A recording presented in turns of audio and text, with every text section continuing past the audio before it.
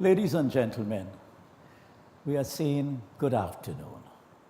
And we'd like to say that this program called Inspired is the best, not only in the West, in the North, and the South, and the East. So we are delighted to have you this evening. As you know, and as our promo indicates, we are trying to turn hearts from foolishness unto wisdom. We are trying to introduce people to God and to have faith and trust in Him. This afternoon, we have a very special guest. I'm going to withhold his name, during this first segment, but we will tell you who it is, who he is later on. So right now, today we're looking at youth and choices. The guest we have this evening is fabulous when it comes to family life, building relationships with God, having faith in God. He's a believer, and we are happy to have him this evening. However, we just want to show you this video clip, and we want to tell you, you must protect your children. Dealers Association Crime Talks in Enterprise on Wednesday. Seventh-day Adventist Pastor Clive Doughton stresses the importance of the family unit, noting the trauma that can come from severed homes. He is calling on parents, mothers and fathers, to set good examples for their children, to be there for them, and to protect them from predators. He says this is inclusive of sexual predators, one of which he had a close encounter with as a teenager, and drug dealers. You know what drug dealer is? A drug dealer is a rhinocerotic, crocodilian, alligatorial vampire. That's what a drug dealer is. And protect your children, especially your sons, from those parasitic vampires. That's what they are. They're mashing up the country. Pastor Doughton stresses the importance of unity in the fight against crime, as he calls on people to break down barriers that cause division, including religion. How Trinidad will change is by the power of God. And when the power of God comes, the Hindu would love Muslim, and the Muslim would love the Christian, and the Christian would love the Catholic and the Baptist, and everybody loving everybody. We will not, let me tell you something, don't let the politics of divide and rule divide us. We will never win the battle against crime unless we learn to unite and love each other. Come on. Meanwhile, President of the TNT Scrap Iron Dealers Association, Alan Ferguson, says most of the people behind bars or those who are perpetrating crime are from the African race. He questions how this has become the reality and how society has gone from being close-knit to being distant. We was not the people who were in jail now. We wasn't like this, brothers and sisters. We was hard workers. When we went to build a house, we didn't need to call no contractor.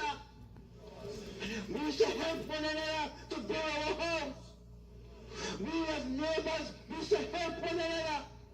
Now I don't know who's my neighbor, I don't know who's the people living next to me because everybody pushing ahead hard. Ferguson says this is part of the problem, as no longer are communities raising children. In terms of fighting crime, he believes the answer does not lie in getting more cars or guns or seeing more young people pushed into prison. He's of the view that there are too many young people that are unemployed and idle, noting the dismantling of programs like URP and CPEP. I have no problem with the government finding whatever necessary to straighten out these problems, because if it's a people thieving or people doing wrong things, and I wish I could understand that, straighten it up. But before you start to do that, find place for the honest people who work in honest. Find place for the people who work in honest. So we can be able to help them. You don't send one set of people home. Alicia Boucher, TV6 News. Okay, well, that was the last program for 2025 that we had in the Enterprise District. As you would know, the Enterprise area has been a challenge. This has been a challenge for the community and a challenge for the state and a challenge for NGOs. Today we want to look at what it would take if we really wanted to turn Trinidad and Tobago around. Now, I have supported the concept of the zone of special operations, because I believe you need a transition, a bridge between a state of emergency and the normal run-of-the-mill operations in the country. But we have to look at our young people and the choices they are making. We have to look at the issue of proper parenting. We have to look at the responsibility of the community. You know, when the Titanic sank in 1912, there was a group that was formed out of it. And I will give you the history. This was an evangelical pastor, okay? And as you would know, you had just about lifeboats for 700 people in a ship that had over 2,200 individuals. And there was a situation with the lifeboats because people were panicking. And so when a lifeboat took people and moved them out, they hardly came back because people would all be in the ocean and they'd be panicking and, you know, help to drown more. The lifeboats were helping to drown more than they were saving. But there was a special lifeboat called Lifeboat 14.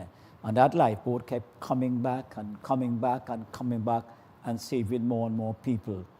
So there's this evangelical pastor in California, all right? And he started a program for violence that was supposed to reduce violence in schools.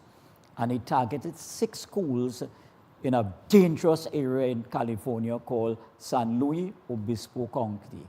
They had heavy violence. And this pastor, this evangelical pastor, you know what he did? He had a simple solution. The retired professionals in those 6 churches, he formed them into a group. And he divided them into 6.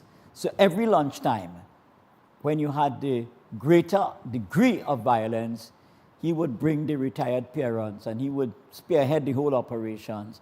And in 6 months, this evangelical pastor helped to turn the tide in 6 schools. Now, it was a simple idea. Use retired professionals, okay? When he started to see results after a few months, he developed a strong relationship with the parent-teacher associations. That was his next step. And after that, okay, he had extracurricular programs. So he went from just the presence of retired professionals at midday, where you had the greatest amount of violence. Then he developed a relationship with the parent-teacher associations, and then he went on to have extracurricular programs, sports and hobbies and all that kind of thing. And they said within 18 months, that was the end of the violence, you know. One man, one pastor, one evangelical pastor, okay, with a vision and with a heart to make a difference. So this program, Inspired, is designed to bring people who have had success with turning their communities around, who have had success in convincing the church that we all have a responsibility. We all have to practice accountability. It was every member, every family saving one family, you know, for God, saving one family. That is what we're all about.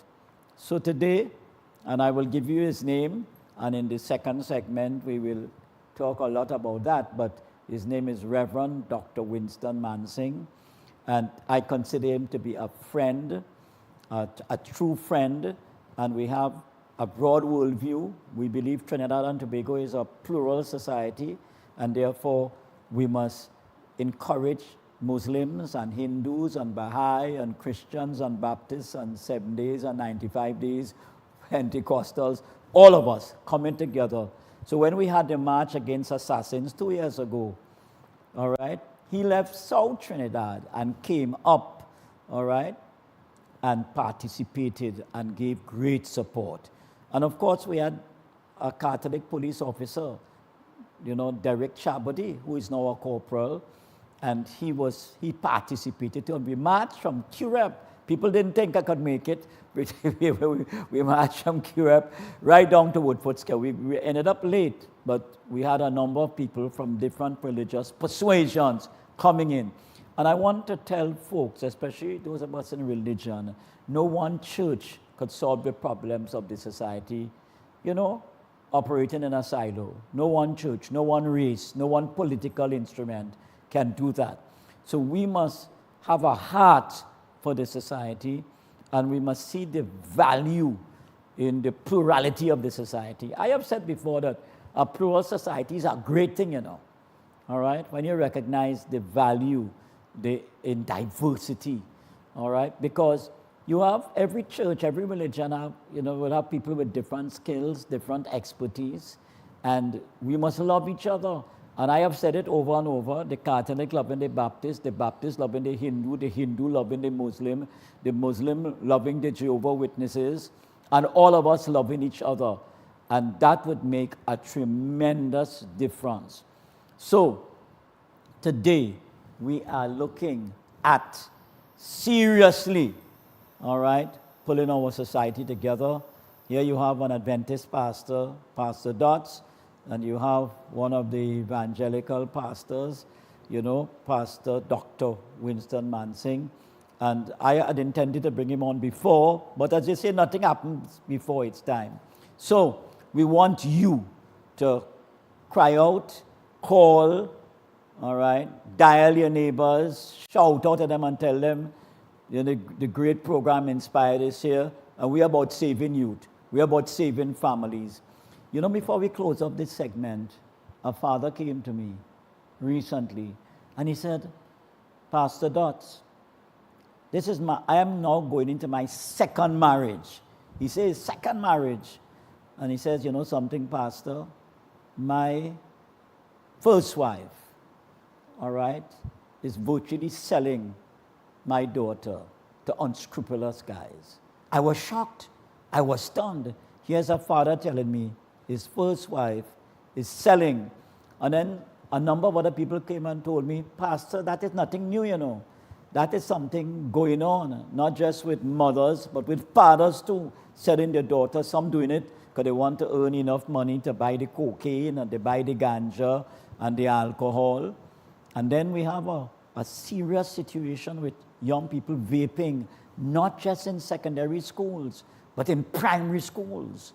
Okay? When you think about that, young people vaping, not just in secondary schools, but in primary schools. One father told me he believes there's and they're filming it, and he says, he showed me a picture when you're vaping, the person vaping disappears because the cloud covers them.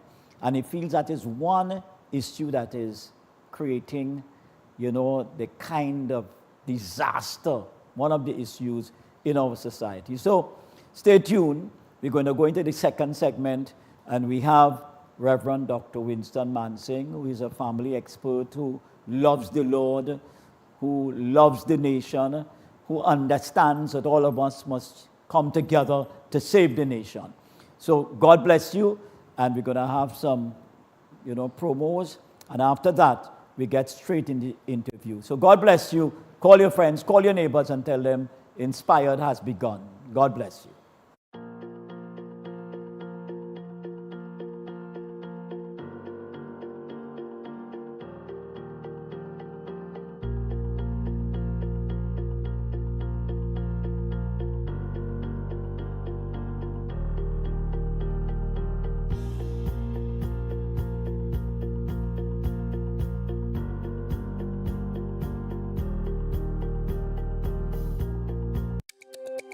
Every word, every line, every paragraph depicts a real moment in someone's life. A father, a sister, a mother, a brother.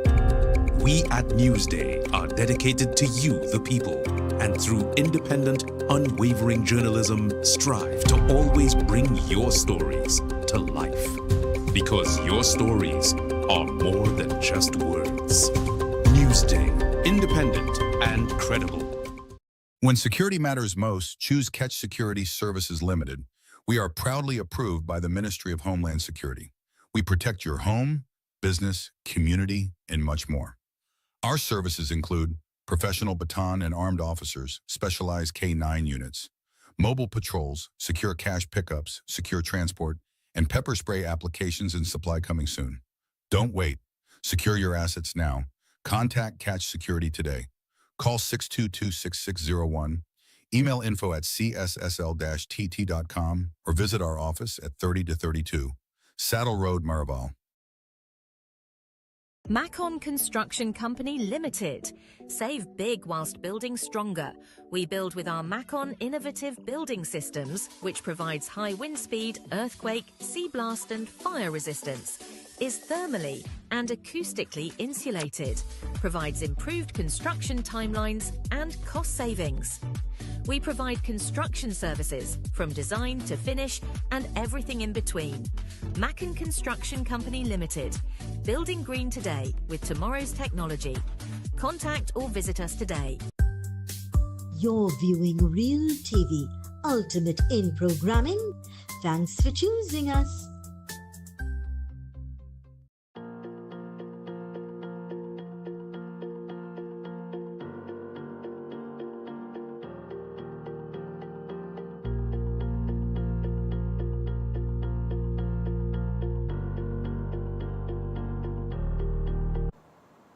In the first segment, we showed you a clip of a program sponsored, and he's had over 11 of these programs where he invests his own money in giving hampers and helping young people to understand the dangers of crime.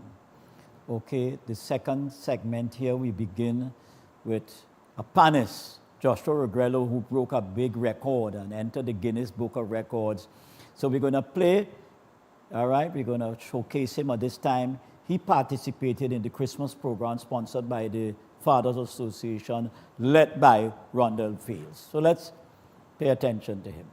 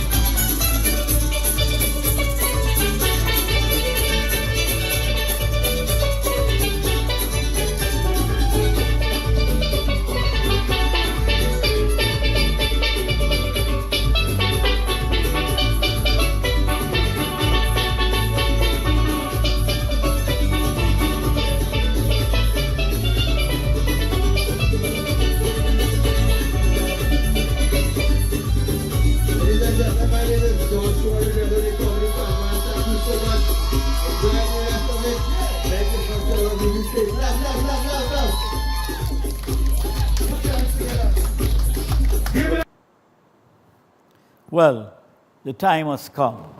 Ladies and gentlemen, I feel a special thrill.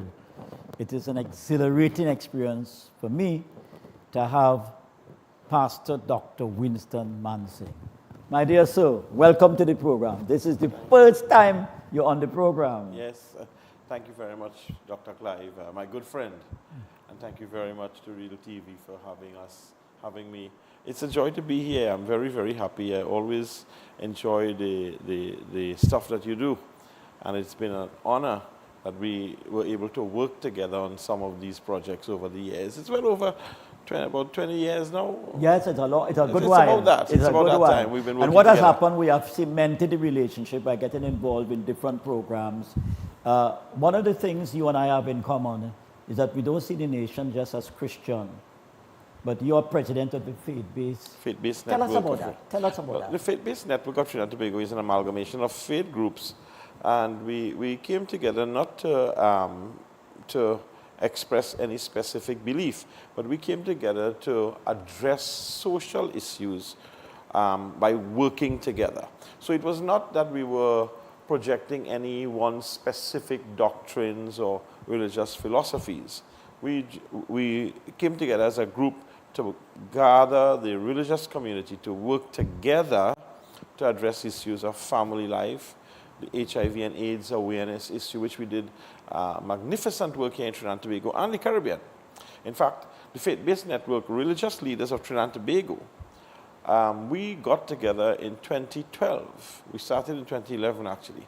But in 2012, and we were able to draft the first declaration on HIV and AIDS from a faith perspective in the Western world. And that happened right here in Trinidad and Tobago. And that was used as a model for the rest of the Caribbean. So tell us, so that it's not just Christian groups, you have Hindus, There Muslims. are multiple groups. We've worked with Hindus, Muslims, Baha'i. Mr. Boris, a good friend, a Baha'i friend of ours. Right, We've known him right. for years. We have had some Rastafarian groups, in that as well, because that's their faith. It's not just a movement to some of them, it's their faith. So we've had Catholics, Anglicans, Presbyterians, Moravians, Pentecostal evangelicals, Hindus, of diverse groups of Hindus, because we have some from the Vedic sect, you have Sanatana Dharma, you have the Pandit Parashad, then you have the various, a couple of Muslim groups, where we had the Asja and you had the TML. Those were the primary ones that I worked with, but there were others I realized in the background as well, who began to come out of the woodwork, so to speak. And, the philosophies were a bit different, and we had some challenges trying to settle things down. But God helped me, and I was able to balance the table with everyone on it. So we've worked together. You think the throughout word the nation. respect is a great word? Oh, definitely. You see, we don't have Dr. Dottin, and to our listeners there, we may not believe everything that each other believe, but we should respect each other. And when I look at Jesus, he came into the world, and I preach Jesus Christ. I believe in Jesus Christ. He's my Lord and Savior. And he came into the world not to condemn the world, but that the world through him might be saved. He interacted with people of different beliefs, people of different social standing. In fact, he was a friend of sinners. Some people chastised him for that. They said, you're hanging out with the publicans, Wine bibbers.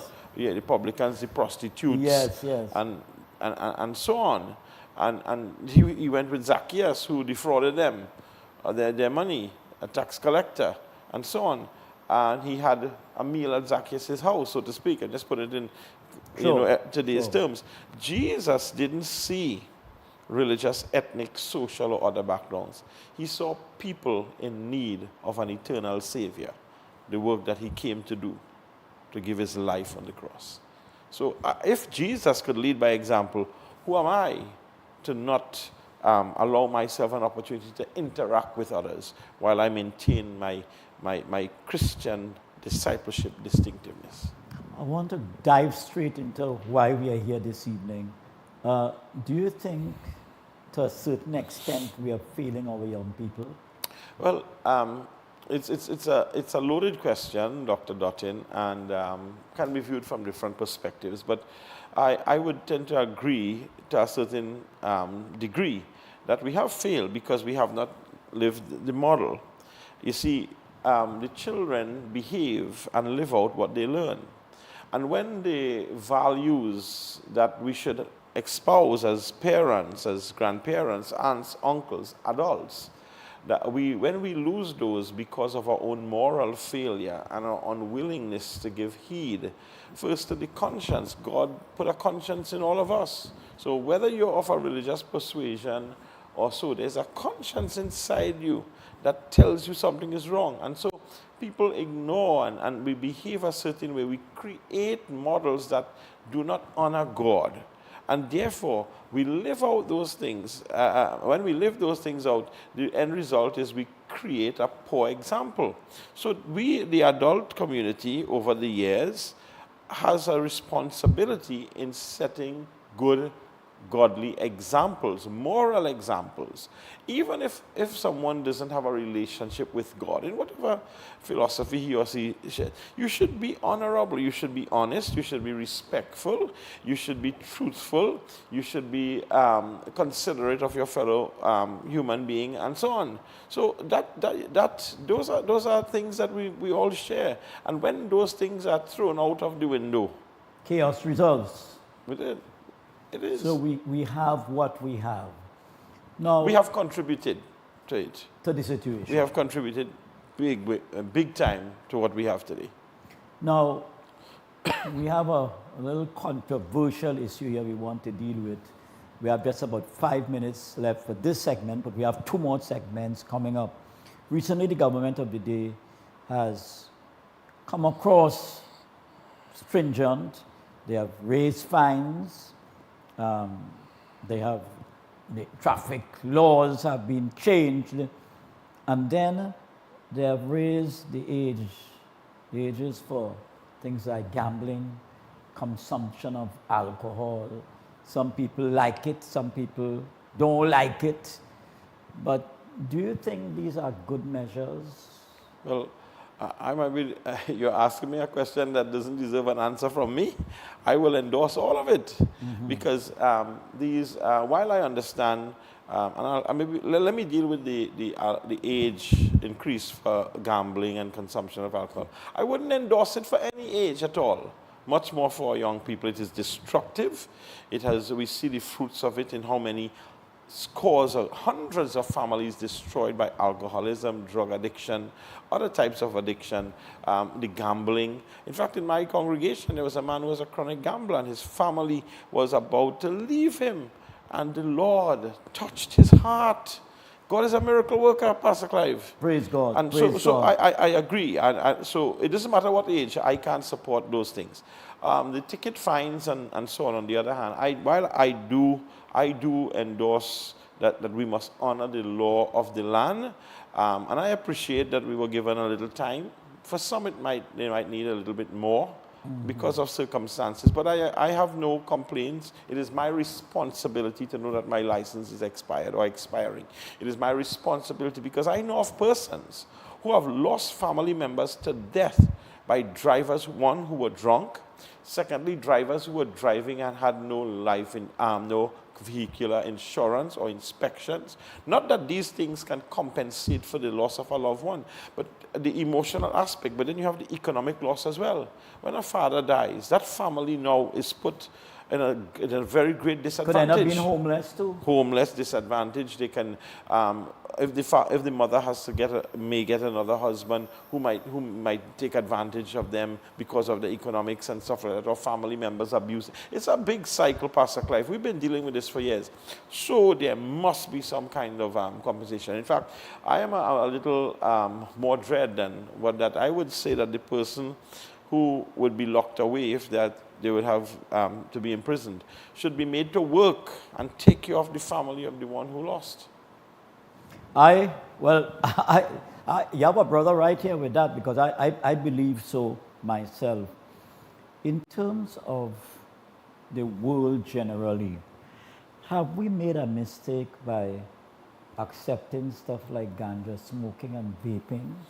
Oh, definitely. I mean, some people argue for the certain aspects of it, the entrepreneurial aspects, the health aspects, but it is not in the way that for this marijuana and ganja, it's not the way that it is done, the cannabis oil and so on, not the way that they're arguing for it, one. Secondly, these vaping and so on, they do not, it's not healthy. It's addictive, it's destructive, and even putting my faith, even outside of faith, it's not healthy for the body. But from a faith perspective as well, the Bible tells us that my body is the temple of the living God. How can I put these destructive things, this garbage in it, and also expect God to live on the inside? But let's say someone doesn't have faith like you and I, and so look at the health challenges. When we look at some people with lung disease, lung cancer, heart disease, and they are chronic smokers, they're using these things and other addictive substances, it is doing so much damage to them, putting a drain on the health sector, etc. I'm getting the sign. We are going into the third segment. We have this afternoon Dr. Winston Mansing, who is a religious leader himself, who has a broad worldview, and so we're going to just do our promotional segment, and then we'll go to number 3, all right, part 3 of this program.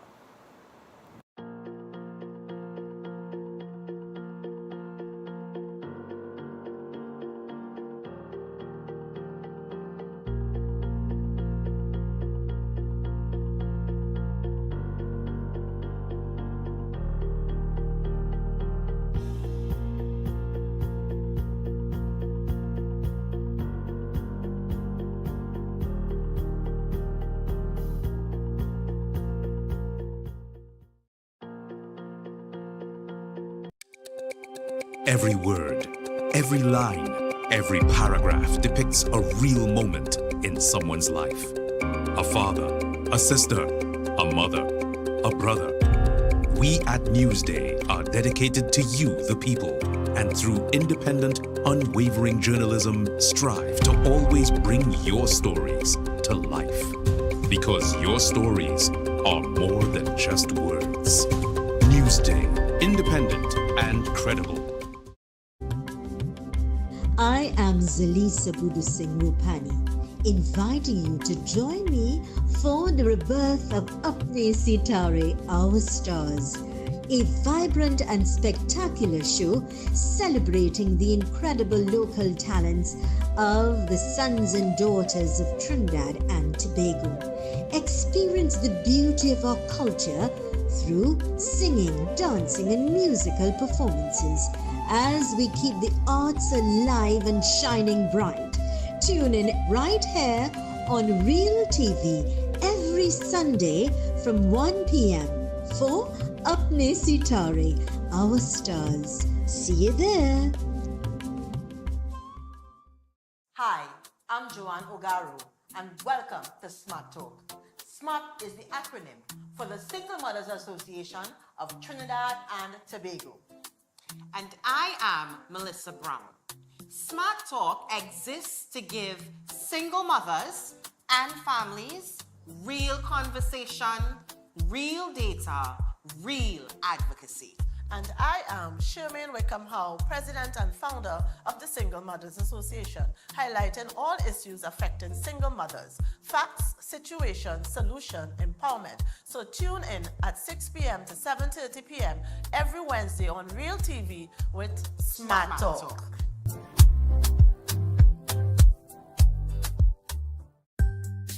You're viewing Real TV, ultimate in programming. Thanks for choosing us.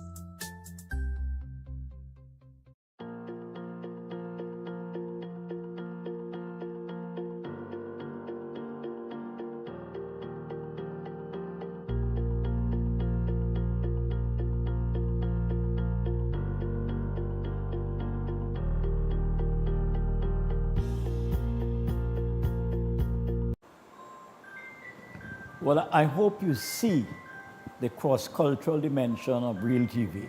Not just Inspired, but the cross-cultural dimension of Real TV. We have people of different races, different religions, highlighting their skills, highlighting their talents. So that is something that I would like to point out at this time. Now, there is a scholarship that is being offered, okay? And I want to focus on that right now. The Kay Allen was an outstanding, Christian gospel singer, and we want to highlight that scholarship now that is being produced in her name. So let's go for it right now. The Kay Allen Maloney Scholarship for Studies in the Performing Arts or Cultural Entrepreneurship honors the legacy of artistic excellence in Caribbean gospel music. This partial scholarship, which covers up to 100% of tuition and books for both full-time and part-time students, will be awarded annually to a deserving individual with a passion for pursuing their musical ambitions.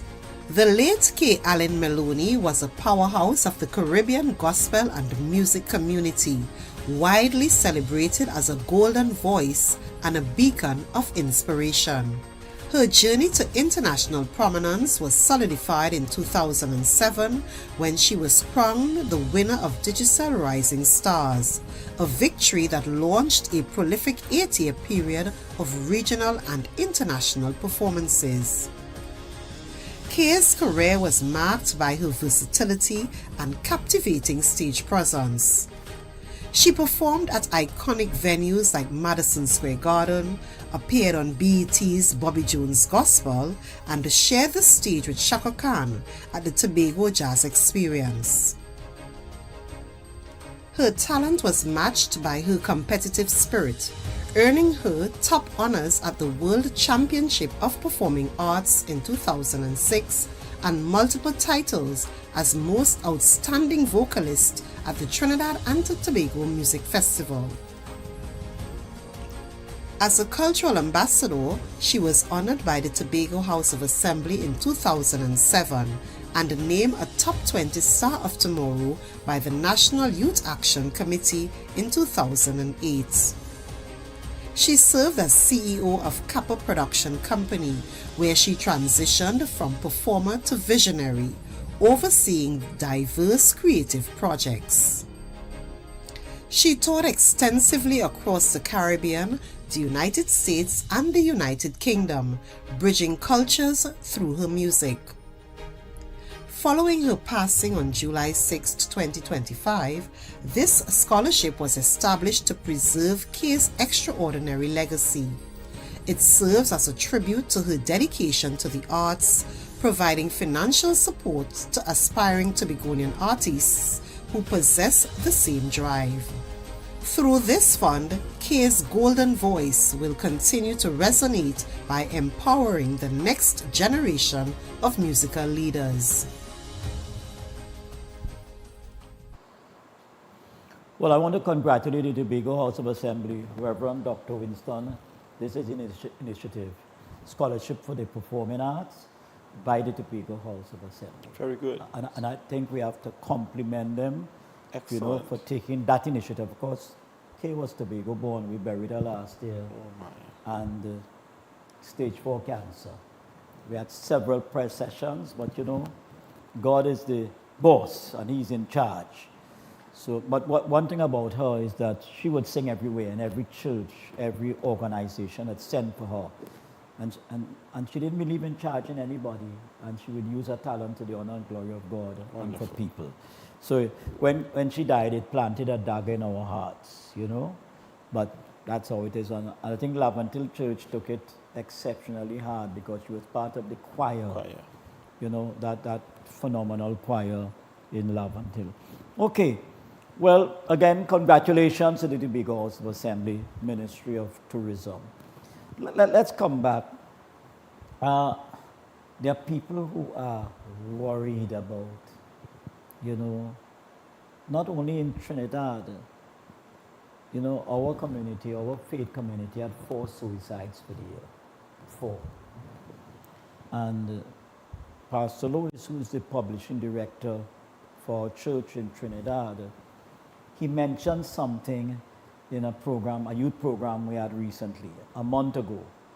He said, in terms of social media, it has been discovered that there's a code that is used to encouraging youth to commit suicide. Social media. And then I see Australia has banned it for certain ages. Now I see Kamla Prasad is talking about that now. Yes. Your take on this whole issue of social media? The Honorable Prime Minister, I did read an article where she made mention of it, and she was actually referencing words spoken by the Archbishop. Archbishop Gordon. And this has been an ongoing matter. It has happened in various parts of the world. Some governments and leadership have stepped forward to take decisive steps to curtail it or stop it. And so I think it's very good. In fact, we have heard so much about subliminal control and mind control. Yes. The fact that music plays a certain role in influencing how people think. Movies they look at could actually influence you in how you think, how you see, whether you gain hope or lose hope, whether you become violent or so. And so these subliminal messages, and we've got to understand, and people of faith, we understand it, that the devil, he wants to destroy people. His agenda is to destroy. In fact, Jesus said, the thief has come to steal, to kill, and to destroy, but I am come that you would have life and have it more abundantly. And so the devil's agenda is to destroy the young people with their potential, their capacity, their creativity, their excitement, their energy. He wants to destroy that. He wants to destroy anyone, but primarily so, even more so the young people. And so we have got to do both in our area of faith, where we give the hope of the Lord, but also in terms of the responsibility. Nehemiah chapter 4, verse 14. When Nehemiah went to rebuild the walls, you know, he had to deal with opposition. And Nehemiah said, as he mobilized the people, he said, listen to me, I want you to remember your God. Remember how he helped you in the past. Remember your family. Remember your home. Fight for your family. Fight for your sons. Fight for your daughters. Fight for your home. We don't fight with sticks, stones, machine guns, bazooka, and all that kind of stuff. But we've got to fight through spiritual warfare and prayer. We've got to fight through our social advances. And we've also got to fight through sensible and sensitive parenting and mentoring and even sensible social decisions where we allow things that can benefit the children. Now, look at one of these Asian countries, China, right? Some of the things we see coming from China or one or two of those other places through the social media here, their children are not exposed to that there, you know. What they are exposed to through the social media are developmental programs to stimulate their thinking and to enable the development of their creative capacity. But, you know, this is what we allow to come in. We have the adults, the legislators, those in authority, must take a certain amount of control. Again, it's the heart of man. You can't legislate everything, but we've got to step up for those who can't step up for themselves. So you don't believe it's draconian to No, I say don't. that under a certain age, no social media? Well, I don't know if you would say no social media in its entirety, but I understand under a certain age, right? But then the content, so even when they get older, even the content must be age appropriate. You know, I had a member of my church community, a grandfather. He was one of our lecturers at the university. And he said he himself was having a challenge with his grandchild, waking up to 3 o'clock in the morning. So that's talking, he was talking like from 8 to 3, spending hours that she in sleeping. 7 hours. I was amazed. And he said they had a great difficulty managing that. Yeah, it's a very big challenge, and what we will see happening, apart from the psychological destructiveness, you have other health issues on the eyes, on the body with the neck and all this kind of thing, the carpal tunnel syndrome, and it has a lot of stuff. I believe that something should be done because they need to be protected. The content is destroying their thoughts and their capacity, their creativity. Also, they become prey to those who are, strategically using the social media to lure these young people, to influence them. And it's not only to influence them for physical, but with the whole virtual world, the AI world now, things are happening there. You know, I know of a couple young persons who sent photos and so on, and those photos were used, to... Pornography we're talking about here in a big way. Yes. And, as you say, pornography, right here in Trinidad, I don't know what the statistics are now, but some years ago, when we were doing some HIV studies here, it showed that Trinidad and Tobago had one of the highest or the highest pornography use per capita in the world. A little country like this. So that's a big issue. That's a big one. Yeah.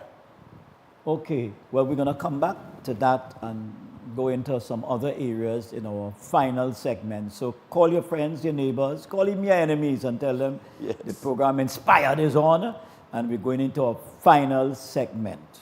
At this time, our final segment.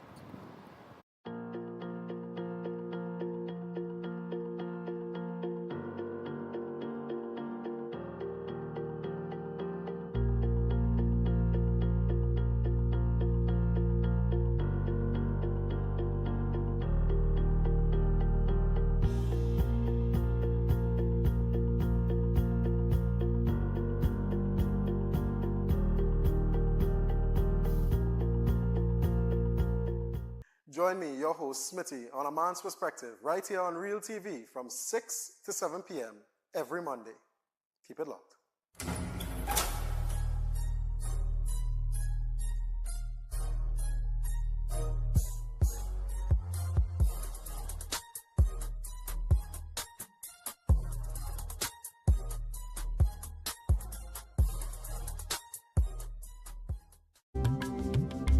I am Zalisa Budu Singh Rupani, inviting you to join me for the rebirth of Apne Sitare, Our Stars, a vibrant and spectacular show celebrating the incredible local talents of the sons and daughters of Trinidad and Tobago.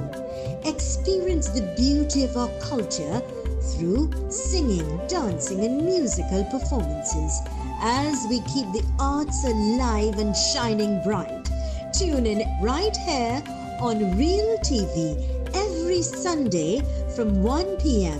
for Apne Sitare, Our Stars. See you there. Welcome to the Power Play, the most exciting period in sport. Join us every Friday from 7 to 8 p.m. as we bring to you all things sport. We break down football, cricket, basketball, all the latest sports in the Caribbean and of course across the world. Right here on Real TV, your station for local sport.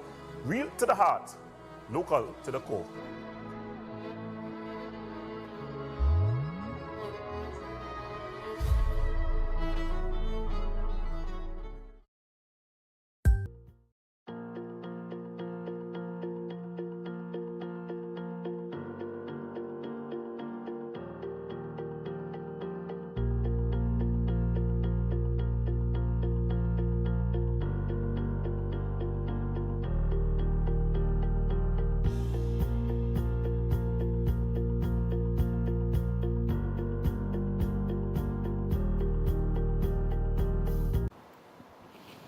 Recently, Dr. Winston, we discussed the area on another television station. You know, we discussed that area of drug-free spaces. I have a cousin, and he died last year. It was my best cousin. I have all my other cousins feeling envious of him. Frankie's on Arapita Avenue, where his son runs the business now. But, you know, he told me for 30 years he traveled to the States. 30 years. And when it was winter time, he used to rush back to Trinidad to the sauna. But he always told me that he feels that one of the greatest challenges was creating drug-free spaces for youth. And so I made a statement on that, so we'll play it, then we'll start to discuss it. St. Anthony's Park in Cunupia transformed into a vibrant hub of fun, food, and laughter as families within the community came together to partake of the annual youth event called I Love My Community. Pastor and social advocate Clive Doughton described the event as the best youth and family activity on the calendar, noting that initiatives like this serve as important social building blocks for families and communities across the country. Major problem affecting the Caribbean and the youth is the absence of drug-free spaces.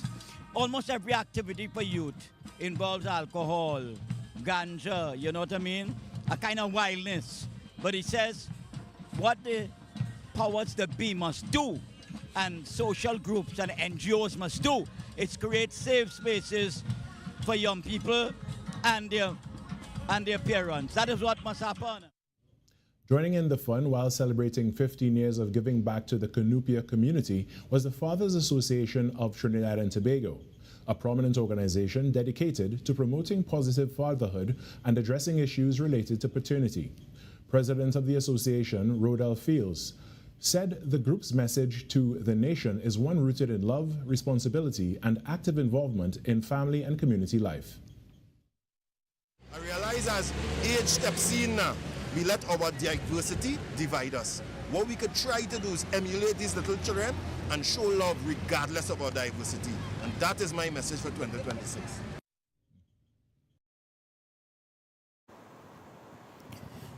They need to create drug-free spaces where no alcohol, no tobacco, no marijuana, no cocaine. Do you think that's a real need in the society? Again, I will always agree with those things because of the destructive nature that we should not. Overall, I wouldn't like it around, period, but I understand the realities of the world in which we live. And so we must create safe zones, so to speak, or drug-free spaces, as you have said. You know, sometimes close to our schools. I've driven past some schools and just there are close bars by. near. There are bars near. Not only that, there are some drugs. There are some stores and so on who sell some things that are, you know, that I see children accessing them, and the proprietors are aware that they should not be selling these to the children. I think the stricter enforcement of the laws in that regard. So I do agree with you. I do endorse it, and because I want people to understand the benefit in what we are saying. Friends, ladies and gentlemen, people of the world, whether it be Trinidad and Tobago or wherever else you're seeing this, the children of today, they are the future of tomorrow. In fact, and tomorrow is here already. And if we destroy our tomorrow, what will we have? What will we have? And this is what we are doing with all of the negative aspects of the digital world, the drugs and violence, the disregard for, you know, their emotional wellness and so on. We are destroying our world. We are destroying it environmentally. We are destroying it socially. We are destroying it in terms of the lives of these precious children and so on. And we have this, the world is pain because of sin. Sin, the violation of God's law. And Jesus gave himself on the cross. And you know, as we wrap up this session, because you said this was our last session, I want to say to people, God is available. If you just take some time and say, God help me. You know, Reverend Doctor, I have said and antagonized a lot of people when I told them, if I had the power, I would ban carnival. And one of the aspects I don't like about the carnival at all is the pornography. Well, the lewdness. Lewd behavior. Lewdness, vulgarity, and, you know, excuse me, just last night, when I considered the statement made by Archbishop Gordon and the view of the Honorable Prime Minister, I remember some years ago, there was a Juve band that portrayed, the costume was portrayed with students, the girls in the long socks and mini skirts like school uniform with their ties and school shirts and so on. And the portrayal, that was obnoxious. It was wrong. I spoke to the then minister who was responsible for, you know, family and HIV, and we reached out to the Minister of Education, and they refused to comment. They refused. You never said a word. No, they refused. I deleted them off my phone. As far as I was concerned, they were contributing to the problem, because I think the name of it was detention or something like that. Oh, no. So you are portraying this seductive, lewd kind of costuming, and it's all school uniform and saying detention. This is wrong. When the leaders of our land do this carelessness, what do you leave for the rest out there? We have to put a stop to some of this, you know. So we've got to keep fighting, Pastor Doctor. Yes, sure. We've got to keep being advocates. We must mind, you know, be considerate of all. We live in a real world. We won't get everything, but we got to keep trying. Well, you know, we are coming to the end. Normally, our guests, what we do, we give them 3 minutes to address the nation. You know, whatever issue you want to deal with, a parting word, a parting blow, you know, that they will stick in their minds, because we have been dealing with a lot of heavy issues today. So you have 3 minutes, and there's that camera right there, and you have the privilege to address the nation and the world at this time. Yeah. Well, to my fellow men, both of Trinidad and Tobago and the rest of the world, I want to say that there is hope. Hope. I'm a preacher of the gospel. My life has been transformed because of Jesus Christ, who gives hope. And so I present him to you today. Jesus Christ. All you've got to do is call upon him. You know, you've got to, there are people who were in distress. There was a man named Bartimaeus. He said, Jesus, help me. And Jesus did. There was a condemned woman who was brought before him. She was found in the act of adultery. I don't know how she was found alone in the act of adultery, but she was found. And they were going to stone her. These men had a master's degree in stoneology. And Jesus stepped down for this vulnerable individual. And he said, he who is without sin cast the first stone. And then he said to her, I don't condemn you, but go and sin no more. To my dear friends, to Trinidad and Tobago, the greatest hope we find is in the purity that comes from knowing Jesus Christ as Lord and Savior. That's what I present everywhere I go. And Pastor Clive, that's my closing impact. turn to Jesus. Thank you. Thank you so much. Well, you know, Dr. Winston, Reverend Dr. Winston, it has been a privilege having you here. Oh, it's a joy. I'm glad. And it's the Alpha, but not the Omega. It's the beginning, but not the end. And we have been delighted to have him. Winston has done a lot of work. The Christmas Village, right? Christmas Village. That's your brainchild, am I right? Yes. Many years. I don't do it anymore, but that was humongous. And then the HIV/AIDS parades and so on. The first anti-human trafficking rally in this country, we hosted it. Wow. Back then, the police said to me, Pastor, we don't have a problem with human trafficking. And I said to them, yes, there is a problem. They said to me, no, there is no problem. I said, yes. And look at what we're saying now. Oh, the police have acknowledged that it's a serious problem. It's a serious problem. But we were advocating for some changes back then. Yes. And they said no. Yeah. I suppose it was denial. You know, some people denial. feel if we deny it, then it doesn't exist. Yes. You know? Folks, I just want to say one thing as we climax. I got this from a Muslim guy, a Muslim cleric. He said that, you know, the devil has a way of fooling you. So this guy, he wanted to compare heaven with hell. So he went to heaven. It was beautiful. Yeah. Flowers didn't fade and all of that. And then he went to hell, and shockingly, it was almost the same. Yeah. So the Muslim cleric said, so he went back to heaven. He said, well, all was well. And then he went back to hell. And when he went to hell, it was completely different. Terrible. Disease, disaster, all kinds of things. So he called Satan and asked him, well, how come the first time I went there and it was good? And now I come back, it's all bad. He said the first time was the advertisement. Yeah. In fact, I heard it in a different way. He said when you came on the first occasion, we were campaigning. Yes. Some like politicians. But the second time was the real thing. So we want to encourage our young people and our parents. And parents, please, you have a responsibility. You know, I tell folks all the time, grandparents isn't taking care of children. Because it's difficult these days. Oh, wow. Managing young people is not an easy thing, you know. You talk to school principals, you call teachers, and you talk to parents. It is not an easy thing. So, again, God bless you until next week, Wednesday at 2 p.m. Okay, we are going to be having the program Inspired, and we have some other guests coming on next week. In fact, next week we have a family coming on. They believe in God. They believe in standards. They believe in values. You know, values is a bad word these days for a lot of people. But God expects us to have values. So may God bless you and keep you and bless your family. And remember, parents, please, don't tell your child when you're going to the school. Have what I call an unannounced visit. So you will see the real story.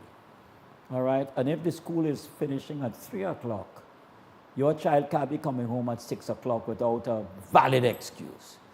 Discipline in the home, if it breaks down, it will break down totally in the wider society. So God bless you. See you next week at 2 p.m. Dr. Winston, thank you so much for being here. And you blessed us immensely. God bless you. God bless you.